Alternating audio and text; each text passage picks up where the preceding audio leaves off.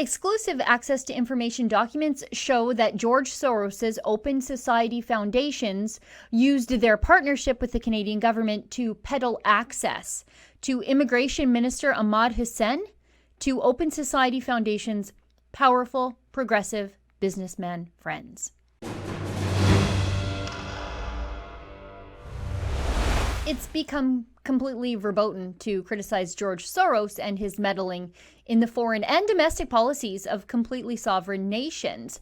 Canadian Conservative parliamentarian Carrie Lynn Findlay had to apologize for suggesting that George Soros was just a little too chummy with Canada's new finance minister, Chrystia Freeland. I mean, Freeland was Soros's biographer, but the left insists that it's some sort of anti-Semitic conspiracy theory to point out that fact. It's just a fact that has nothing to do with Soros's ethnic background or religion for that matter. The Canadian government, back in 2016, partnered with George Soros's Open Society Foundations on Canadian immigration policy. And because of that partnership and Open Society Foundations' Open Borders progressive agenda, which they aren't even trying to hide, and the fact that Canadian taxpayers are footing the bill for all of it, Open Society Foundations deserves scrutiny. The very same way that we scrutinize Makeway. That's the environmental charity clearinghouse formerly known as the Tides Foundation. We scrutinize them and their progressive agenda to landlock Canadian oil and gas by colonizing the Liberal government. It's the very same thing with Open Society. Foreign foundations are setting domestic policy here in Canada, and for that they must be criticized, held accountable, and carefully examined. Now, yesterday we went through the first 100 or so pages of these exclusive access to information documents, detailing the very close relationship between Immigration, Refugees, and Citizenship Canada, along with the Minister of Immigration, Ahmed Hussen, and George Soros's Open Society Foundations. Today we finish that document package and show you how Open Society Foundations were helping prepare briefing notes for Canada's Immigration Minister, were given input into the content of the minister's speeches, and then peddled access to Canada's Immigration Minister to their left-wing businessmen cohorts like representatives from Ben & Jerry's and Virgin, with the full consent of immigration bureaucrats. Let's get into these exclusive emails and briefing notes.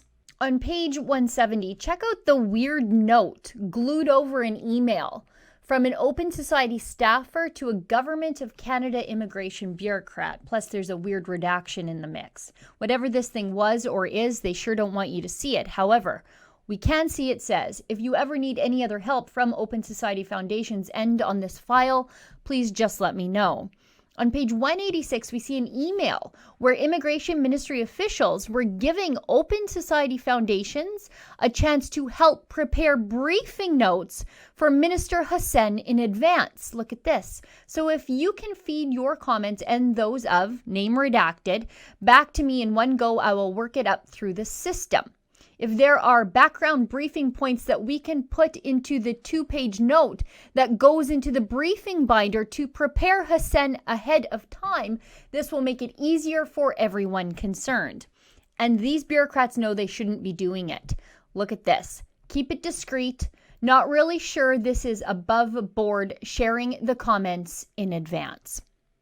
On page 187, Open Society, in another heavily redacted email, is given advanced confidential copies of a document to review for their input. It looks like the document is a planned Hussen speech. Look at this. Here is a confidential copy for your review. Any gaps or points to make would be much appreciated. We see that speech, it's called Speaking Notes, on page 189. So Team Soros was getting input into what the Minister of Immigration of Canada would say at speaking engagements. On page 207, the Immigration Department was seeking input, again from Open Society, to help them encourage Minister Hussen to attend an Open Society-sponsored event, the Concordia Annual Summit, during the UN General Assembly. Look at this. Please let us know what else we can provide to help you make the case on this one.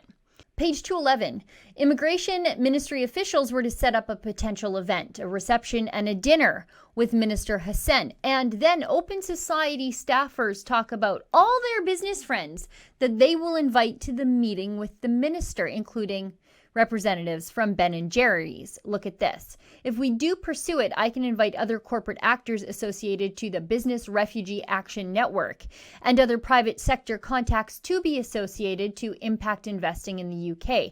Attached, please see a note on the Business Refugee Action Network, which is led by Virgin, Ben & Jerry's, the B Team, and IRC.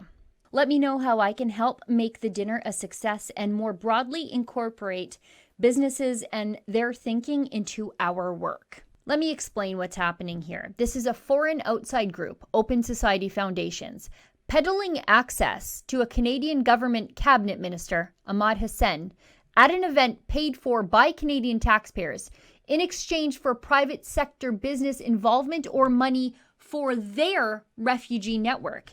And that's no conspiracy theory. It's right there in black and white in these liberal government emails. And as journalists, it's our duty to shine a light on these things. For Rebel News, I'm Sheila Gunn Reid.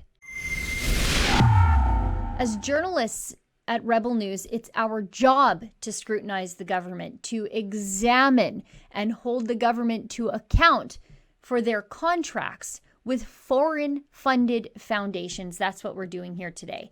If you'd like to help us keep doing this, it's really quite easy. Just like and share this video, ring the little bell so you never miss a story. Be sure you're subscribed to our YouTube channel and do consider becoming a subscriber to Rebel News Plus. Just go to rebelnews.com/subscribe to join today.